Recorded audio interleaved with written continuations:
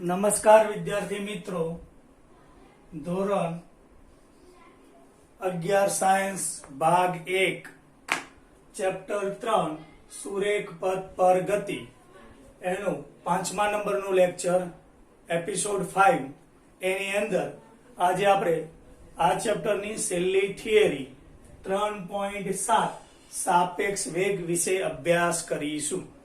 હવે વિદ્યાર્થી મિત્રો, તમે ટ્રેનમાં મુસાફરી કરવાનો અનુભવ લીધેલો જ હશે કે તમને ટ્રેનમાં મુસાફરી કરવાનો અને તમારી જ ટ્રેનની દિશામાં ગતિ કરતી બીજી ટ્રેનને તમારાથી આગળ જવાના અનુભવથી તમે પરિચિત છો। તમારી ટ્રેન કરતા બીજી જે ટ્રેન છે જે તમારી ટ્રેનની ગતિની જ દિશામાં ગતિ કરે છે એ વધારે ઝડપથી ગતિ કરતી હોય તો એ તમારી ટ્રેનથી એટલે કે તમારાથી આગળ નીકળી જશે।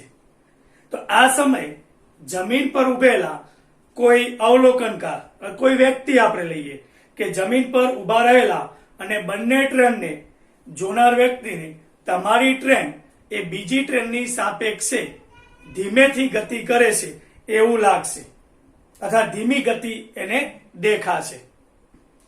જો જમીનની સાપેક્ષે બંને ટ્રેન સમાન વેગથી ગતિ કરતી હોય તો જમીન પર ઉભેલા વ્યક્તિને બીજી ટ્રેન દેખાશે નહીં, કારણ બંને સાથે ગતિ કરશે એટલે આ એની સાઈડ હશે, જોનાર વ્યક્તિની સાઈડમાં જે ટ્રેન હશે એ એને દેખાશે અને એની પેરેલલ બીજી ટ્રેન એટલી ઝડપથી ગતિ કરતી હશે તો એને દેખાતી નથી।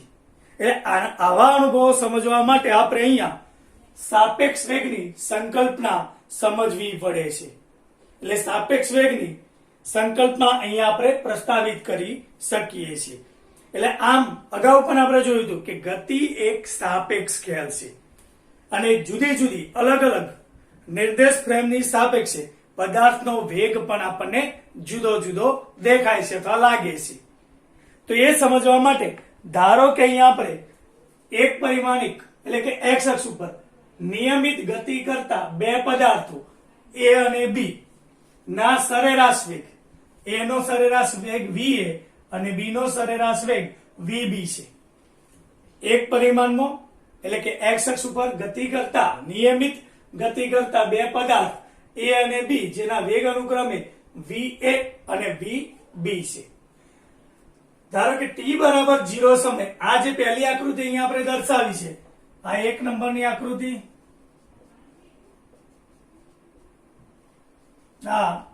આકૃતિ 2, આ બે આકૃતિઓ આપણે ખાસ સમજવાની છે કે t બરાબર 0 સમય આકૃતિ 1 માં પણ દર્શાવેલું છે કે t બરાબર 0 સમયે એ પદાર્થનું સ્થાન x એ કૌંસમાં આપણે o તરીકે એટલે કે સંદર્ભ બિંદુથી બરાબર એ આટલા અંતરે છે, આ એનું સ્થાન દર્શાવે છે। એટલે t બરાબર 0 સમય x એ o અને b નું સ્થાન t બરાબર 0 સમયે એ x b o સ્થાને છે। શરૂઆતમાં અહીંયા છે t બરાબર t સમયે તેમના સ્થાન એ બીજી આકૃતિમાં t બરાબર t સમયે એમના સ્થાન એટલે કે આ પદાર્થ પછીની ક્ષણે va વેગથી આ vb વેગથી x અક્ષની દિશામાં ગતિ કરે છે। તો t બરાબર t સમયે આ પદાર્થના સ્થાન, તો t બરાબર t સમયે એ પદાર્થનું સ્થાન અહીંયા હતો, એ અહીંયા હતો, એ ગતિ કરીને અહીંયા આવે છે ત્યારે એનું સ્થાન એ આપણે x એ t વડે અને b નું સ્થાન શરૂઆતમાં અહીંયા હતો, ગતિ કરીને હવે t બરાબર t સમય અહીંયા આવે, t બરાબર 0 સમયે અહીંયા હતો, ગતિ કરીને b વેગથી vb વેગથી એ અહીંયા આવે છે ત્યારે એનું સ્થાન એ xbt જેટલું છે। તો આકૃતિ દર્શાવી છે। ફરી એકવાર આકૃતિ સમજી લો કે આકૃતિ 1 એ t બરાબર 0 સમય પદાર્થના પ્રારંભિક સ્થાન એનું પ્રારંભિક સ્થાન x એ o વડે આટલું દર્શાવ્યું છે, b નું પ્રારંભિક સ્થાન x b o વડે દર્શાવેલું છે, જે હવે નિક્ષણે એટલે પછીની ક્ષણે v અને vb વેગથી આગળ x અક્ષ ઉપર ગતિ કરે છે। ધારો કે t બરાબર t સમયે એના સ્થાન અહીંયા આપણે આપેલા છે આકૃતિ 2 માં, તો શરૂઆતમાં એ પદાર્થ એ અહીંયા હતો, હવે ગતિ કરીને અહીંયા આવે છે ત્યારે એનું સ્થાન t બરાબર t સમય કેટલું આપેલું છે આપણને x એ t બી શરૂઆતમાં અહીંયા હતો, હવે ગતિ કરીને અહીંયા આવે ત્યારે ટી સમય એનું સ્થાન એક્સ બી ટી છે. બરાબર, આ શરૂઆતનું સ્થાન દર્શાવી છે. તો અહીંયા એક્સ એ ટી બરાબર એક્સ એ ઓ વત્તા વીએ ઇન્ટુ ટી લખીએ. આ વીએ ઇન્ટુ ટી કઈ રીતે આવશે? તો સ્થાનાંતર બરાબર પદાર્થ એ નું અહીંયા તો પછી અહીંયા આવે તો એ સ્થાનાંતર બરાબર વેગ ગુણ્યા સમય. વેગ વીએ છે અને અહીંથી અહીંયા પહોંચતા સમય કેટલો લાગે છે? ટી. એટલે આ સ્થાનાંતર દર્શાવે. એટલે એક્સ એ ટી બરાબર લખી શકીએ એક્સ એ ઓ વત્તા વીએ ઇન્ટુ ટી. એ જ રીતે ટી બરાબર 0 સમયે પદાર્થ બી અહીંયા હતો એ ટી બરાબર ટી સમયે સ્થાનાંતર કરીને અહીંયા આવે ત્યારે એને કેટલું સ્થાનાંતર કર્યું? તો એનો વેગ ગુણ્યા સમય. સ્થાનાંતર બરાબર વેગ ગુણ્યા સમય એટલે વીબી ઇન્ટુ ટી. અને શરૂઆતનું સ્થાન કેટલું છે? એક્સ બી ઓ જેટલું. તો એક્સ બી ટી બરાબર એક્સ બી ઓ વત્તા વી બી ટી લખી શકાય. તો આ આકૃતિ ઉપરથી વિદ્યાર્થી મિત્રો આકૃતિ ઉપરથી આપણને ઝડપથી સમજાશે. નવી ટેક્સ્ટ બુકમાં હું જાણું એ પ્રમાણે આકૃતિ લગભગ નથી આપેલી. તો આકૃતિ પરથી આપણે આ લખી શકીએ જે હાલ સમજાવ્યું તમને એક્સ એ ટી બરાબર એક્સ એ ઓ વત્તા વી એ ટી. એને સમીકરણ 1 કહી દઈએ. એ જ રીતે બી પદાર્થ માટે લઈએ તો એક્સ બી ટી બરાબર એક્સ બી ઓ શરૂઆતનું સ્થાન વત્તા વી બી ટી. આને સમીકરણ 2 કહી દઈએ. તેથી પદાર્થ એ થી પદાર્થ બી સુધીનું સાપેક્ષ સ્થાનાંતર માટે સમીકરણ 2 માંથી આપણે એક બાદ કરીએ. સમીકરણ 2 માંથી એક બાદ કરતા આ સમીકરણ મળશે. એને આપણે એની સાપેક્ષે બી નું સ્થાન કહેવાશે. પદાર્થ એની સાપેક્ષે ટી સમયે બી નું સ્થાન એક્સ બી એ બરાબર x b t minus x a t is equal to x b o minus x b o minus x a o plus v b t minus v a t. T common કાઢી નાખે એટલે v b minus v a into t. આ સમીકરણ 3 દર્શાવે છે. એ આપણને સાપેક્ષ સ્થાન દર્શાવે છે. ખ્યાલ? તો સમીકરણ 3 પરથી પદાર્થ એ થી જોઈએ તો પદાર્થ બી નો વેગ એ પરથી જોઈએ આપણે એ થી પદાર્થ બી નો વેગ તો વીબી માઇનસ વીએ થશે. કારણ કે એકમ સમયમાં એ થી બી સુધીનું સ્થાનાંતર વીબી માઇનસ વીએ જેટલા સ્થિત ફેરફાર જેટલું હોય છે. આમ આપણે કહી શકીએ કે પદાર્થ બી નો વેગ પદાર્થ એ ની સાપેક્ષે વીબી માઇનસ વીએ જેટલો થશે. પદાર્થ એ ની સાપેક્ષે વેગ, આનો વેગ અહીંયા આપણે વીએ છે, આ વીબી વેગથી ગતિ કરે છે, અહીંયા દર્શાવેલું છે. તો બી નો વેગ એ ની સાપેક્ષે વીબી માઇનસ વીએ જેટલો થશે. ખ્યાલ આવી ગયો? વીબી એ બરાબર વીબી માઇનસ વીએ થશે. એટલે આ એ ની સાપેક્ષે પદાર્થ બી નો વેગ કહેવાય. હવે એ જ રીતે પદાર્થ એ નો બી ની સાપેક્ષે વેગ વીએ માઇનસ વીબી થશે. એટલે વીએબી બી ની સાપેક્ષે એ નો વેગ પદાર્થ બી ની સાપેક્ષે પદાર્થ એ નો વેગ વીએ માઇનસ વીબી થશે. તો આ રીતે આપણે બે પદાર્થ ગતિ કરતા હોય તો એના સાપેક્ષ વેગ નક્કી કરી શકીએ. અહીંયા આપણે પદાર્થ એ અને બી લીધેલા છે.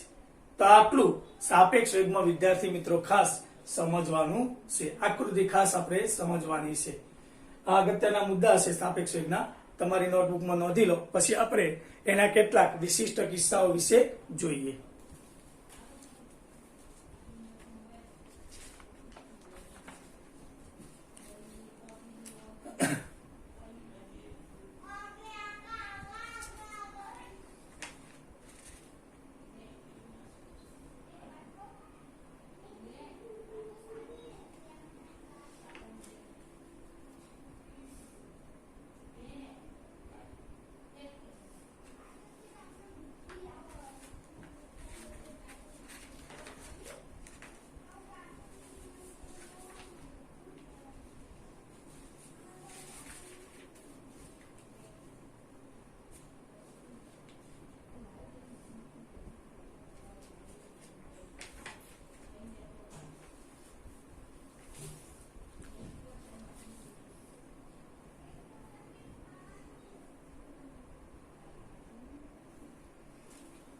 સાપેક્ષ વેગના કેટલાક વિશિષ્ટ કિસ્સાઓ વિદ્યાર્થી મિત્રો જોઈએ આપણે. તો આગળને આપણે જે આકૃતિ ઉપરથી સમીકરણ મેળવ્યું હતું, સમીકરણ નંબર 3 હતું x b એ t સમયે, એટલે કે t સમયે a ની સાપેક્ષે b નો વેગ is equal two xbt minus xat is equal two xbo minus xao plus vb minus va into t. આ સમીકરણ આપણે ખાસ ધ્યાનમાં રાખવાનું છે અને એના પરથી જ જુદા જુદા સાપેક્ષ વેગના વિશિષ્ટ કિસ્સાઓ આપણે સમજવાના છે. આમાં પહેલો કિસ્સો આપણે જોઈએ વિદ્યાર્થી મિત્રો કે જો a અને b બંને પદાર્થ આગળની આકૃતિમાં દર્શાવ્યા હતા, એ બંને પદાર્થના વેગ સમાન હોય, એટલે કે va બરાબર vb અથવા vb બરાબર v હશે, ત્યારે જે vb માઇનસ va નું મૂલ્ય કેટલું થશે? અહીંયા આપણે લખવાનું રહી ગયું છે 0 થાય. જો બંને વેગ સમાન હોય તો આ પદ આખું 0 થઈ જશે. vb માઇનસ va એ કેવું થશે? 0 થશે. બરાબર, આ 0 થશે. હવે એ 0 થાય તો આને સમીકરણ ઉપરથી xbt માઇનસ xat બરાબર xbo માઇનસ xao થશે. આ પદ સમાન વેગને લીધે 0 થશે. એટલે તેથી કોઈ પણ સમય બંને પદાર્થ વચ્ચેનું અંતર એ શરૂઆતમાં જેટલા અંતર હોય, કે ધારો કે અહીંયા આ એ પદાર્થ છે, આ બી પદાર્થ છે, બંનેના વેગ જે તે સમયે 0 હોય. બરાબર સમજો, અહીંયા આપણે સોરી બંનેના વેગ સમાન હોય તો સમાન વેગથી આ રીતે ગતિ કરે તો આ વચ્ચેનું અંતર એ સમય સાથે બદલાશે નહીં. એટલે બંને પદાર્થો વચ્ચેનું અંતર પ્રારંભિક સ્થાનાંતર જેટલું અચળ રહે છે. એટલે આમાં સાપેક્ષ વેગ b ની સાપેક્ષે એનો વેગ vab કે એની સાપેક્ષે b નો વેગ vba એ કેવો થશે? 0 થશે. આલેખ સ્વરૂપે આપણે x વિરુદ્ધ t નો આલેખ દોરીએ તો a અને b પદાર્થો જે છે એ બંને વચ્ચેનું અંતર સમય સાથે બદલાતું નથી, એટલે અચળ રહે છે. એટલે બંનેના આલેખ કેવા આવશે? સુરેખા આવશે. આ વચ્ચેનું અંતર કેવું રહેશે? સમાન રહેશે. આપણે આકૃતિમાં પાછળ a પદાર્થ બતાવ્યો તો આ રીતે આગળ b પદાર્થ, તો આ બંને પદાર્થ વચ્ચેનું અંતર બદલાશે નહીં. એટલે એનો ગ્રાફ દોરીએ આપણે તો એ આલેખ કેવો મળશે? બંનેનો સુરેખ, પણ બંને પરસ્પર સમાન અંતરે અથવા સમાંતર હશે. તો આ રીતે આપણે લખી શકીએ. બીજો કિસ્સો લઈએ કે બીજા કિસ્સામાં a પદાર્થનો વેગ b પદાર્થના વેગ કરતો વધુ, એટલે કે va ગ્રેટર ધેન vb હશે તો vb માઇનસ va, અહીંયા a જે છે એ પદાર્થનો વેગ b પદાર્થના વેગ કરતા મોટો છે, એટલે vb માઇનસ va એની સાપેક્ષે b નો સાપેક્ષ વેગ એ ઋણ મળશે. એટલે આ પદનું મૂલ્ય આપણને કેવું મળશે? માઇનસ મળશે. તો આમાં બંને પદાર્થો કોઈ સમય t આગળ ભેગા થશે. બરાબર વિચારો કે અહીંયા એ પદાર્થ છે, આ b પદાર્થ છે. હવે એ પદાર્થનો વેગ b કરતો વધારે છે, આગળ જતા આમ આગળ જશે તો કોઈ સમયે આ b એને ક્રોસ એ b ને ક્રોસ કરશે, ક્યાંક ભેગા થશે અને સમય જતા એનાથી આગળ નીકળી જશે. એટલે આમાં બંને પદાર્થો કોઈ સમય t આગળ ભેગા થશે. એટલે આ t સમય કણોનું સાપેક્ષ સ્થાન જ્યાં ભેગા થાય છે બંને એક જ સ્થાને છે તો એકબીજાની સાપેક્ષ સ્થાન xbo માઇનસ xao બરાબર 0 થશે. એટલે આ પદ એની અંદર શું થશે? 0 થાય છે. અને આ પદ કેવું મળશે? આપણને ઋણ મળે છે. ત્યારબાદ કણ a કણ b થી આગળ નીકળી જશે. એટલે અહીંયા એક આલેખ બીજા આલેખ કરતો વધુ ઢોરાવવાળો છે. અહીંયા આકૃતિમાં પણ વધારે ખ્યાલ આવશે કે એ પદાર્થ પાછળ મૂકેલો હતો પેલા આપણે સંદર્ભ બિંદુની નજીક, અને એનાથી આગળ b પદાર્થ મૂકેલો હતો. એ પદાર્થનો વેગ b કરતો વધારે છે, એટલે ઝડપથી ગતિ કરી અને b પદાર્થને અહીંયા જે સામે હોય એનું સ્થાન થશે, સાપેક્ષ સ્થાન 0 મળશે આપણને, ભેગા થાય છે. અને t સમય અહીંયા આપણે લીધો છે. અને એ પદાર્થ એ સમય જતા b પદાર્થને ક્રોસ કરીને આગળ નીકળી જશે, એટલે એનો ઢોળાવ વધુ મળશે, b નો ઢોળાવ આપણને ઓછો મળે છે. એટલે કે એક આલેખ બીજા આલેખ કરતો વધુ ઢોળાવ વાળો છે. આકૃતિ બીજી નંબરની આપણે દર્શાવી છે એ આપણે va ગ્રેટર ધેન vb માટે બતાવી શકીએ. ત્રીજું જોઈએ આપણે એનાથી ઉલટું. ત્રીજો કિસ્સો કે જો b પદાર્થનો વેગ એ પદાર્થના વેગ કરતો વધુ હોય, vb ગ્રેટર ધેન va હશે તો જો vb ગ્રેટર ધેન va હોય તો આ પદ આપણને ધન મળે. એટલે અહીંયા b પદાર્થ છે, આ a પદાર્થ છે. ડાબો હાથ જે છે મારો અહીંયા આ બાજુ એ બી પદાર્થ, આ એ પદાર્થ છે. બી નો વેગ વધારે છે, એનો વેગ એના કરતા ઓછો છે. એટલે સમય જતા જેમ જેમ આગળ ગતિ કરશે એમ સમય જતા બી પદાર્થ ઝડપથી આગળ વધે છે, એની સાપેક્ષે આ ધીમેથી આગળ વધશે. એટલે સમય જતા બંને વચ્ચેનું જે અંતર છે એ વધતું જશે. ખ્યાલ આવી ગયો? એટલે આ પદાર્થો ક્યારેય એકબીજાને ભેગા મળી શકે નહીં, એકબીજાને ક્રોસ કરી શકે નહીં. એટલે જો વીબી ગ્રેટર ધેન વી હશે ત્યારે બંને કણો વચ્ચેનું સાપેક્ષ સ્થાનાંતર XBO માઇનસ XAO સમયની સાથે શું થશે? ધીરે ધીરે ધીરે ધીરે આમ અંતર આ પાછો નહીં જાય અને આમ ધીરે ધીરે આગળ જશે, એટલે આમ વધતું જશે. એટલે આ બંને પદાર્થોના ગતિપથ પર ક્યારેય ભેગા થઈ શકે નહીં. આલેખ આપણે બતાવીએ કે અહીંયા એ પદાર્થનું સ્થાન છે t બરાબર 0 સમય, આ બી પદાર્થનું સ્થાન છે t બરાબર 0 સમય. હવે અહીંયા VB ગ્રેટર ધેન VA છે, આનો વેગ વધારે છે બી પદાર્થનો, આનો વેગ એ પદાર્થનો ઓછો છે. એટલે ધીરે ધીરે એ શું થશે? આ બંને વચ્ચેનું અંતર આમ વધતું જશે. એટલે આ ક્યારેય ભેગા થાય નહીં. તો આ ત્રીજો કિસ્સો છે. ચોથો કિસ્સો અહીંયા આપણે જોઈએ કે જો બે પદાર્થ એ અને બી પરસ્પર વિરુદ્ધ દિશામાં ગતિ કરતા હોય, કે પરસ્પર વિરુદ્ધ દિશામાં ગતિ કરતા બે પદાર્થો એ અને બી ના વેગ એ અનુક્રમે એ નો વેગ VA અને બી નો વેગ VB હોય તો પદાર્થ બી ની સાપેક્ષે પદાર્થ એ નો વેગ એટલે કે VAB બરાબર એની સાપેક્ષે બી નો વેગ VBA સમાન મૂલ્યના અને પરસ્પર વિરુદ્ધ, એટલે આ માઇનસ આગળ, એટલે VAB બરાબર માઇનસ VBA આપણે લખી શકીએ. એટલે કે બી નો એ ની સાપેક્ષે વેગ ઇઝ ઇક્વલ ટુ મૂલ્યની દ્રષ્ટિએ લઈએ તો સમાન મળે એ નો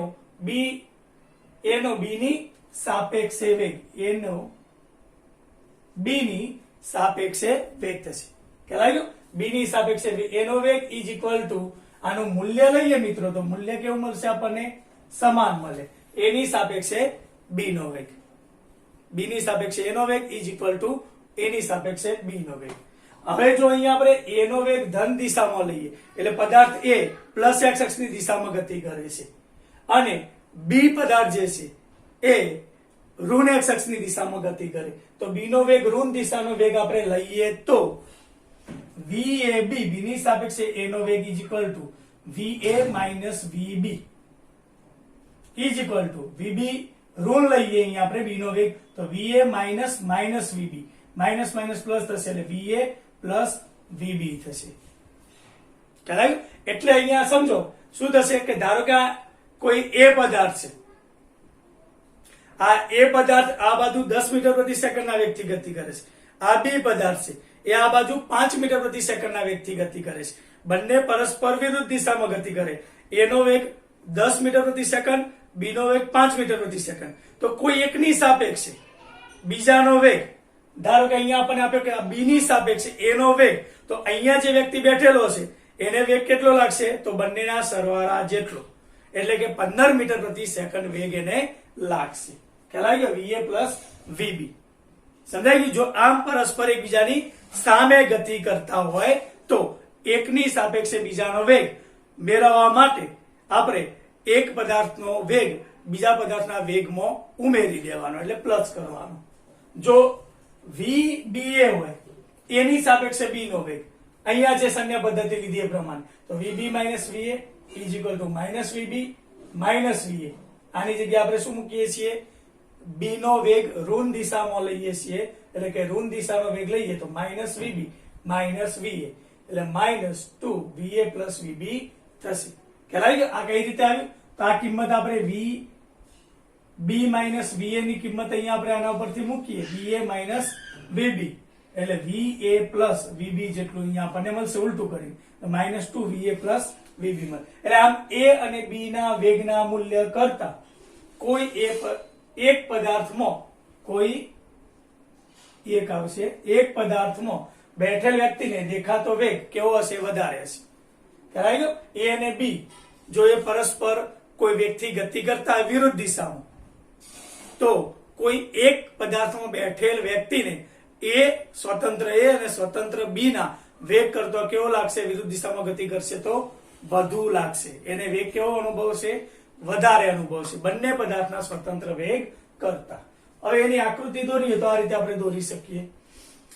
x વિરુદ્ધ t ને આપણે અહીંયા ગ્રાફ દોરીએ છીએ કે t બરાબર 0 તમે એ પદાર્થનું સ્થાન છે એ આમ ગતિ કરે છે, એને ધન x અક્ષની દિશા આપણે લીધેલી છે, બરાબર, ધન વેગ લઈએ છીએ, એનો અહીંયા આપેલો છે વેગ ધન દિશાનો લઈએ, અને b જે છે એ એના કરતા વિરુદ્ધ દિશામાં ગતિ કરે છે, આ શરૂઆતનું એનું સ્થાન છે એ ઋણ દિશામાં વેગ કરે છે, ઋણ દિશામાં વેગ અહીંયા આપણે લઈએ છીએ, ઋણ દિશામાં ગતિ કરે છે, એટલે આ રીતે નીચે તરફ બતાવી શકાય.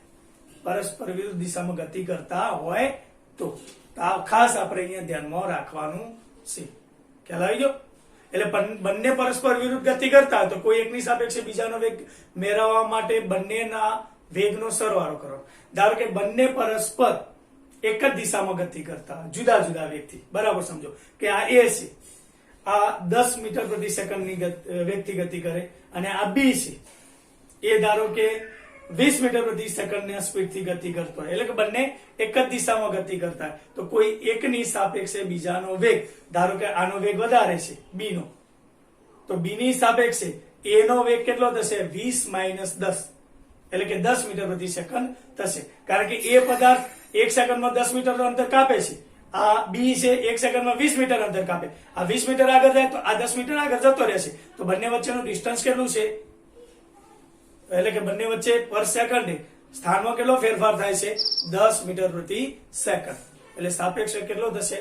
10 મીટર પ્રતિ સેકન્ડ, એટલે કે બંને એક જ દિશામાં ગતિ કરતા હોય તો વેગની બાદબાકી કરવાની, વિરુદ્ધ દિશામાં ગતિ કરતા હોય તો સાપેક્ષ માટે એકની સાપેક્ષે બીજા પદાર્થનો વેગ મેળવવા માટે એ એક પદાર્થના વેગમાં બીજા પદાર્થનો વેગ ઉમેરવો પડે છે. તો આ રીતે આપણે આ સમજી શકીએ છીએ. વિદ્યાર્થી મિત્રો, સાપેક્ષ વેગના અગત્યના જે વિશિષ્ટ કિસ્સાઓ બોર્ડમાં લખેલ છે તમારી નોટબુકમાં એકવાર નોંધી લેજો.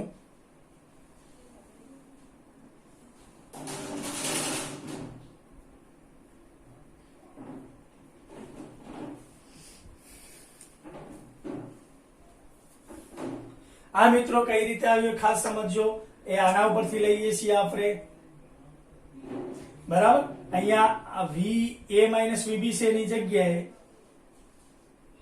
VB - VA લઈએ તો આ માઇનસ VA + VB થશે. ખ્યાલ? બંને બાજુ માઇનસ વાળું કોની જગ્યાએ નિશાની બદલાઈ જશે. હવે આ સમીકરણમાં VB - VA અહીંયા આપણે કિંમત મૂકી દઈએ, ખ્યાલ? VB - VA ની કિંમત કેટલી થશે? VA + VB જેટલી મળશે આપણને.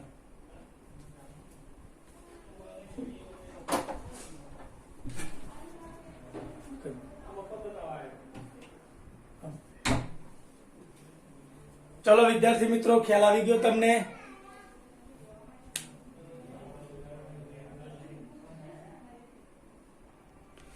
વિદ્યાર્થી મિત્રો, આપણે એક અગત્યનું પરિણામ સાબિત કરીએ છીએ જે દાખલા ગણવા માટે તમને ખૂબ જ ઉપયોગી છે કે એક કણ v0 જેટલા પ્રારંભિક વેગથી સુરેખ પથ પર અચળ પ્રવેગી ગતિ કરે છે તો એને nમી, n બરાબર પહેલી સેકન્ડ, બીજી, ત્રીજી, n બરાબર 1 થી આપણે n સુધી લઈ શકીએ.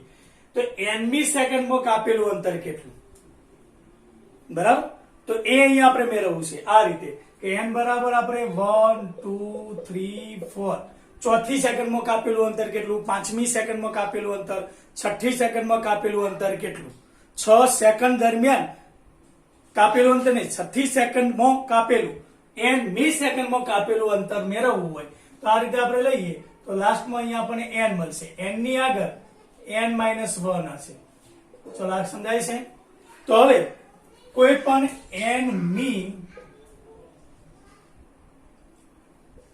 nમી સેકન્ડમાં પદાર્થે કાપેલું અંતર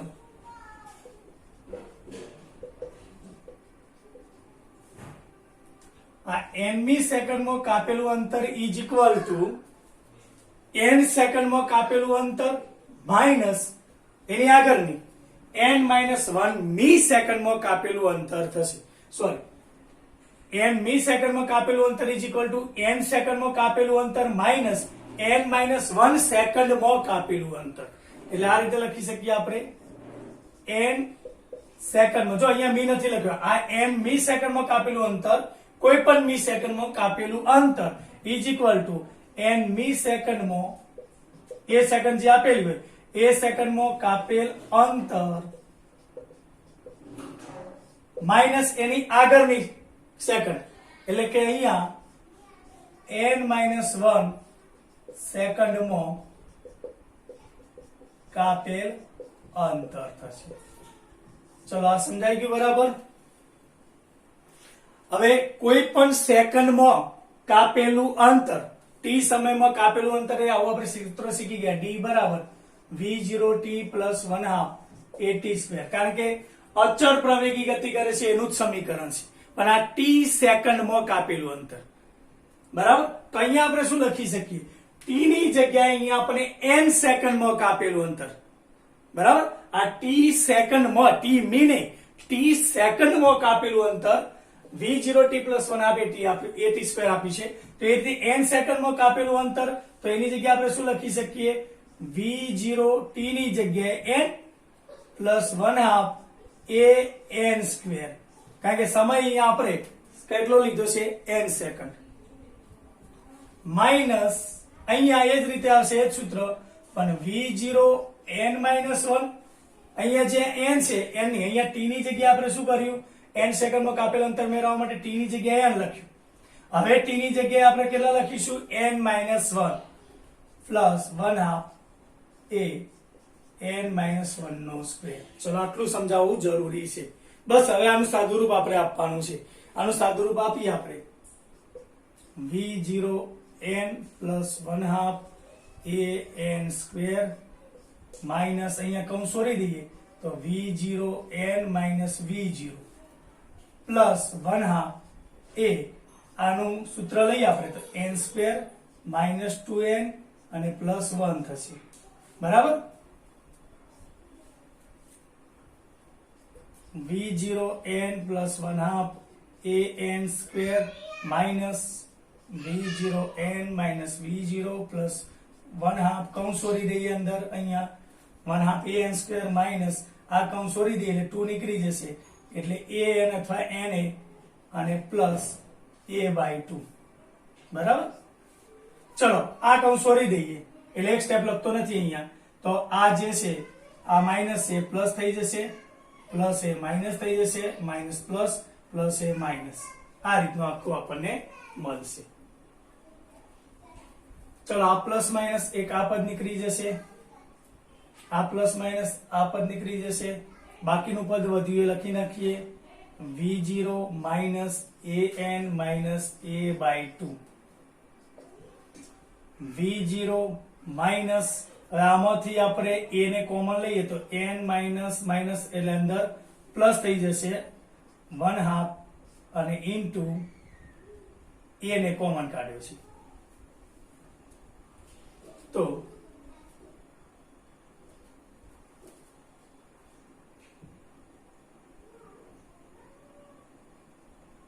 સોરી અહીંયા આપણે ભૂલ ક્યાં થઈ, આ પ્લસ હતું આ પ્લસ માઇનસ માઇનસ થશે, v0n plus 1/2 an² minus v0n plus v0 minus 1/2 an² plus an minus a/2.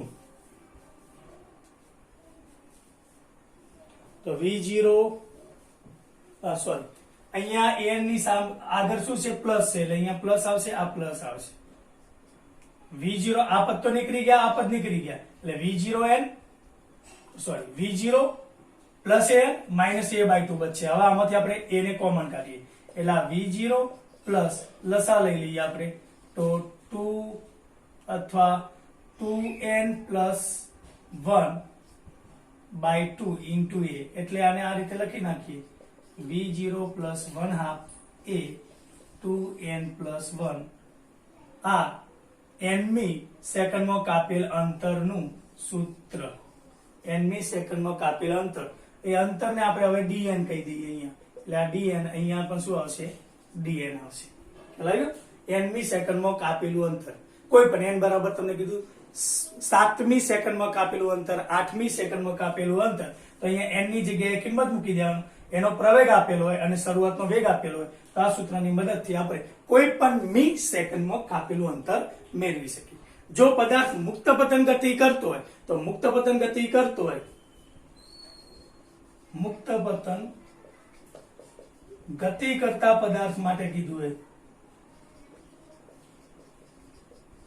મુક્ત પતન ગતિ કરતા પદાર્થ માટે કીધેલું હોય તો એના માટે કોઈ પણ સેકન્ડમાં, કોઈ પણ nમી સેકન્ડમાં, કોઈ પણ મી સેકન્ડમાં કાપેલું અંતર dn બરાબર આ જ સૂત્ર આવશે.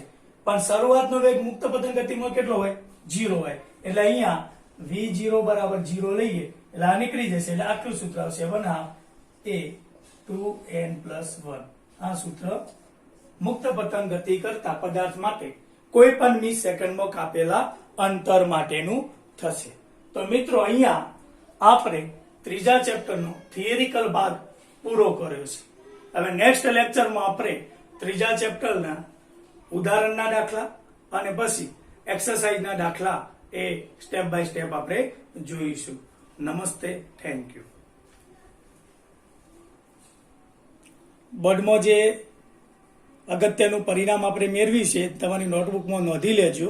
ખૂબ જ અગત્યનું છે, દાખલા ગણવા માટે આપણને ઉપયોગી થાય છે.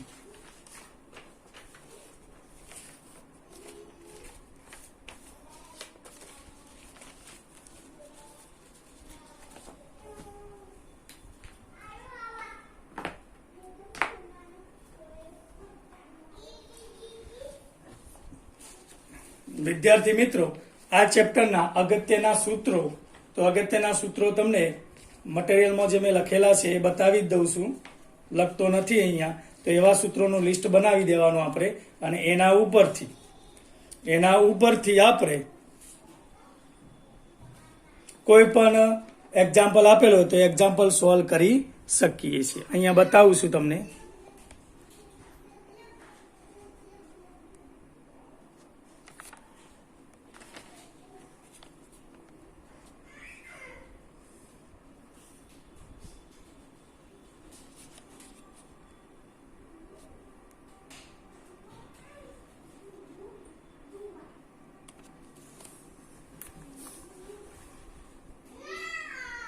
આ જો સૂત્રો અગત્યના આપેલા છે.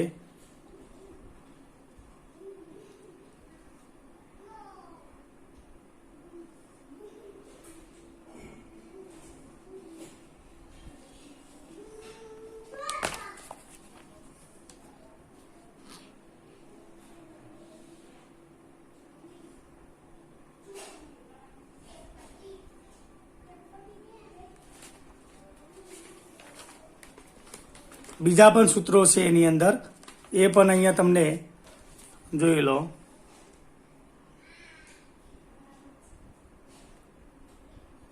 સ્ટોપિંગ ડિસ્ટન્સ માટેનું આપણે થિયરીમાં બધાની ચર્ચા કરેલી જ છે. એ જ સૂત્રો અહીંયા અલગથી લિસ્ટ બનાવેલું છે.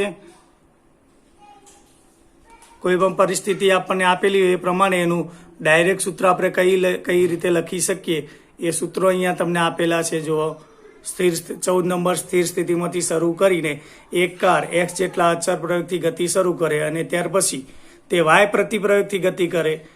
જો આ દરમિયાન લાગતો કુલ સમય t હોય તો એનો મહત્તમ વેગ તો v મેક્સિમમ બરાબર x y ભાગ્યા x plus y into t.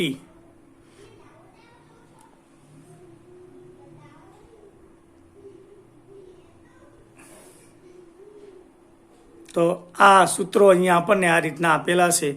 એ સૂત્રોનું આવું આપણે લિસ્ટ બનાવી દઈએ અને એ તૈયાર કરી દઈએ તો પરીક્ષામાં આપણને એ ખૂબ જ ઉપયોગી થશે. તો અહીંયા આજનો આ લેક્ચર આપણે પૂરું કરીએ છીએ. નેક્સ્ટ ટાઈમ તમને અગાઉ કીધું એ પ્રમાણે એના એક્ઝામ્પલ અને એક્સરસાઇઝના દાખલાઓ આપણે સ્ટેપ બાય સ્ટેપ જોઈશું. Thank you.